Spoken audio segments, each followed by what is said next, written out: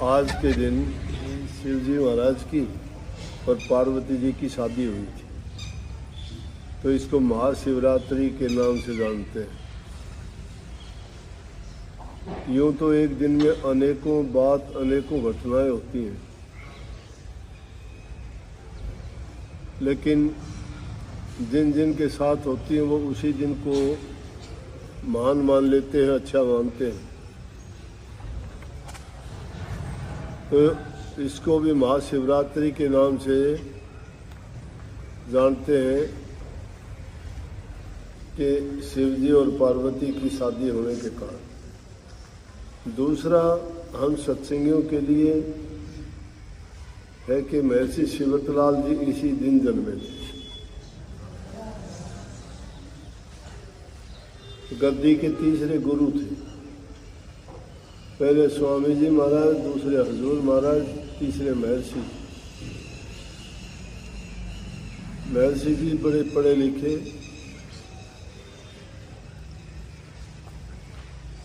और बहुत ऊंचे पद के संत, करनी के धनी। कलम से जो उन्होंने रचनाएं रची, लिखी, उपन्यास के रूप में, गीतों के रूप में या शब्दों के रूप में, और सत्संग उपदेश, हर मत के बारे में उन्होंने लिखा। लेकिन खूबी ये थी उनकी कि कभी किसी मत की, धर्म की, व्यक्ति की आलोचना नहीं की। राधा स्वामी मत में आने से पहले आर्य समाज में वो रहते थे। आर्य समाज के लिए बहुत काम किया। आर्य समाज स्वामी दयानंद जी ने चलाया था। और आर्य समाज का मतलब ये होता है आर्य श्रेष्ठ। आर्य पुरुष का मतलब श्रेष्ठ पुरुष। श्रेष्ठता का मतलब जिसमें सभी गुण अच्छे ही अच्छे हों, बुराई नाम की कोई चीज ही ना हो। तो उन्होंने ऐसे समाज की स्थापना की थी जिसका नाम आर्य समाज पड़ा, कि जिसमें कोई झूठ, कपट, बेईमानी, कोई धोखा, किसी का दिल दुखाना,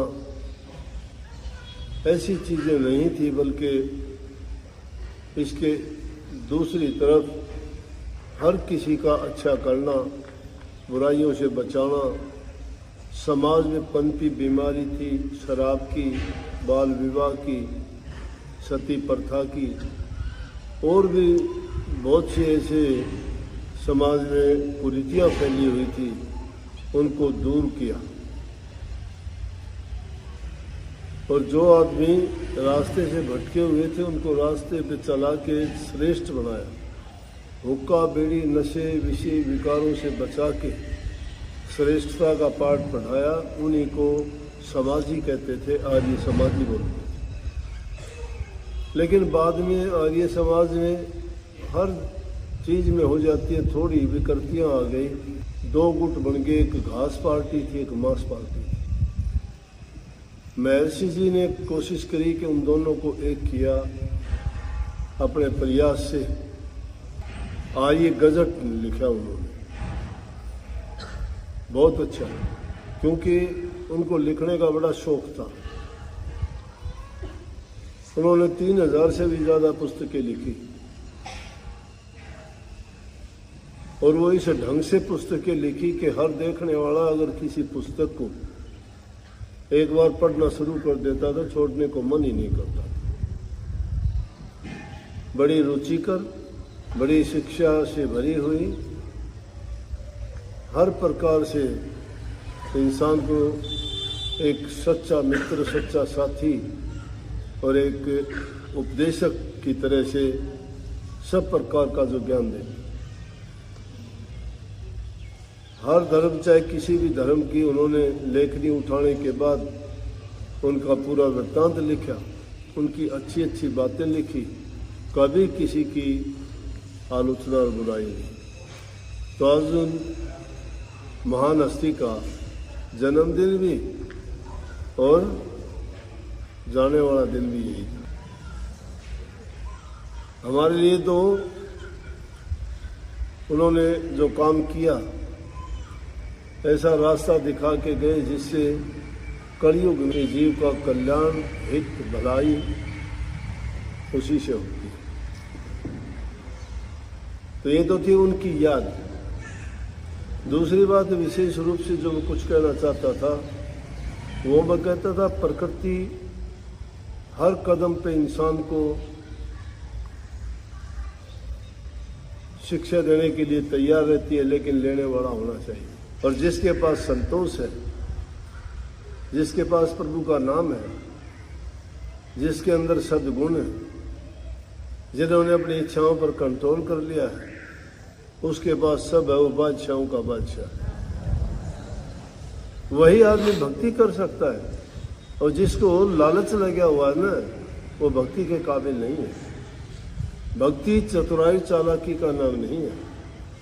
भक्ति है आस्था, भक्ति है विश्वास, भक्ति है प्रेम, भक्ति है श्रद्धा। भक्ति के अंदर दया, प्रेम छिपा हुआ है। जिसके अंदर दया, प्रेम, त्याग नहीं है, वो भक्ति के काबिल नहीं है।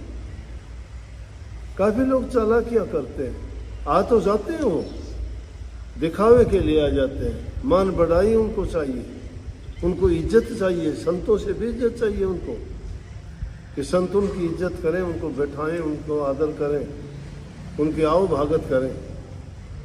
ये नहीं सोचते कि अगर संतों के दरबार में जाते हो तो वहां जाके तो तुम्हें याचक बन के जाना चाहिए, भिक्षुक बन के जाना चाहिए, कुछ लेने के लिए, दात मांगने के लिए जाना चाहिए। और जो इस प्रकार की भावना लेके जाता है, वो मालूमान होके आता है, कमी नहीं रहती उसकी। इंसान को अपने मन से मिलता है, उसकी इच्छाओं से मिलता है। तो मैंने तो बात तो कह रहा था कि माध्यम बनता है, वो माध्यम हो गया। मेरा भी माध्यम बना था, मैं भी आने वाला नहीं था। मेरी तो उम्र भी काफ़ी 30 साल की हो गई थी, पढ़ा लिखा, सारी बात, सारी चीज़ें थी, लेकिन आना ही नहीं चाहता था। मेरा तो सोच भी दूसरी थी। अगर कहीं आते जाते महाराज जी गली में से सामने से आते दिखाई देते तो मैंने किसी के घर में बिना मतलब बढ़ना पड़ता, सामने नहीं आता था। कर्म किस्मत, जब वक्त आया, टाइम आया ना, परमात्मा ने सीधी टक्कर मिलवा दी। मेरे चाचा लेके आ गए यहाँ, कहने लगे कि आओ चल दिखा के लेके आओ। चल तो तू एक बार। मैं क्या करूँगा, मैं कभी गया ही नहीं। हाँ, मेरी माँ शुरू से आती, वो बातें आपने सुन भी रखी हैं, पढ़ाई के टाइम की सुन रखी है। आ गया था तो फिर मेरी पढ़ाई की भी सुन रखी है। कई घटनाएं ऐसी हुई। और बाद में क्या कि जब मुझे ये लगा, विश्वास हो गया, वो तो सतगुरु भी कृपा करता है। आदमी का अपना कर्म, भाग्य और उसकी स्वयं की सोच भी होनी चाहिए। जो मानता ही नहीं है, सोचता ही नहीं है, कुछ चाहता ही नहीं, उसका दूसरा कौन उसको सिखा देगा। लेकिन इनका माध्यम ये लड़का बनाया, लड़का बीमार हो गया, छोटा था, कितने दिन का, एक साल का लड़का था। हॉस्पिटल में दाखिल कर दिया। इसका तो ना कोई ये बोलचाल थी, ना इसका पेशाब उतरता था। इसकी दादी आ गई, किसके साथ आई, यहाँ हम बैठे थे, ये बैठे बैठे बात हुई। कहने लगी कि जी मेरा पोता बहुत बीमार है। मैंने तो वैसे ही साधारण रूप में कही थी, मैं कोई बात ना हो जाएगा। फिर बोला जी घने दिन से है और दया करो, उसका तो पेशाब भी नहीं उतरता। डॉक्टर ने जवाब सा दे दिया, मैं कोई बात ना, चिंता ना करो। क्यों? गुरु महाराज की कृपा ये थी, वो कहते थे किसी को भी घटिया बात नहीं कहनी चाहिए, जिसको भी कहते अच्छी बात कहो। फिर दोबारा इसने पूछा तो मेरा दिल भी, बोला जी छोटा सा लड़का है और वो तो बहुत वैसे कृपा करो। महा ये हो जाएगा, ठीक कह तो दिया। जब याद कह के बैठी थी इतनी देर में फ़ोन आ गया, इसने किया या बड़ा लड़का है उसने किया, कहने लगा कि इसने तो पेशाब भी कर दिया और थोड़ा हाँ ये ठीक सा लग रहा है। बस उस दिन के बाद में पूरा परिवार आना शुरू हो गया। माध्यम बढ़ा कि नहीं बढ़ा तो इनका एहसान तो लड़के का मानना चाहिए, ऐसी जगह ले आए, नहीं तो और किसी बुरी चीज़ में फंसते, शराब कबाब में पड़ जाते। दिल्ली बड़े शहरों में रहने वाले लोग तो ऐसे ही हैं। तो मैं कहता हूं कि कुदरत हर इंसान के लिए तैयार है वो देने के लिए, लेकिन हमारी सोच नहीं है, हम बहुत लापरवाह हैं हर चीज़ की तरफ से। छोटा बच्चा भी हमें सिखा देगा, जानवर पशु पक्षी भी हमें सिखा देगा, कंकर पत्थर रोड़े भी हमें सिखा देंगे, ये आकाश धुंध बारिश सूर्य भी हमें शिक्षा दे देंगे, ये चंद्रमा सितारे रात और दिन का निकलना और छिपना भी हमें बहुत बड़ी शिक्षा और उपदेश दे देंगे। लेकिन हमारी दृष्टि उस ओर होनी चाहिए, उनके बारे में हमारे विचार होने चाहिए। क्या देता है वो, दे दिया इसने, थोड़ी देर पहले नहीं था, अंधेरा था, थोड़ी देर कुछ दिन पहले नहीं था तो बहुत ठंड थी, लेकिन थोड़ी देर के बाद रात थी, उससे पहले कितना अंधेरा था, कुछ भी दिखाई नहीं देता था।